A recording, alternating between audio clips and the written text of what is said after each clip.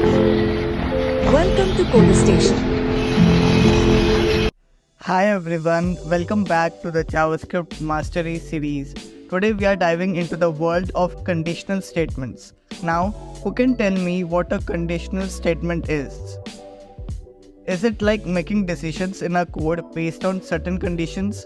Exactly. Conditional statements allow a programs to make decisions and execute different code blocks based on whether a condition is true or false. Let's take a look at the most basic one, the if statement.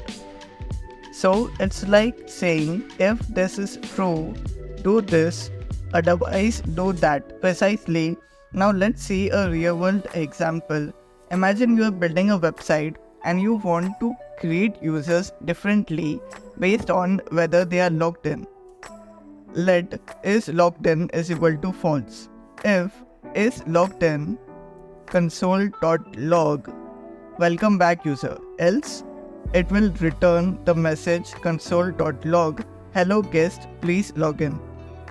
Oh, I get it. If the user is logged in, they get a personalized greeting, otherwise they get a generic one. Exactly. And there are other types of conditional statements like else if and the ternary operator, which allows for more complex decision making.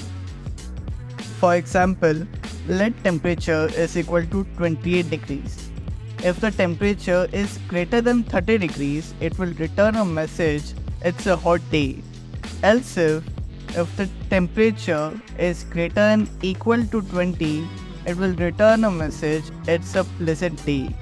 Else, if for example, I input 17 degrees, so it will return a message, it's a bit chilly.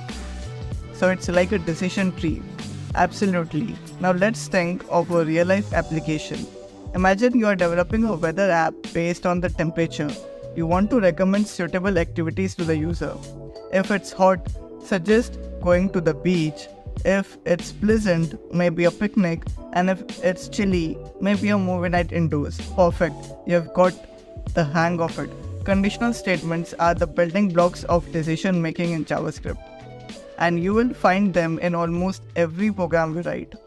This makes coding feel more like solving real-world problems. I like that. That's the beauty of it. Alright, in our next video, we will dive into another crucial concept, loops. Stay tuned and happy coding.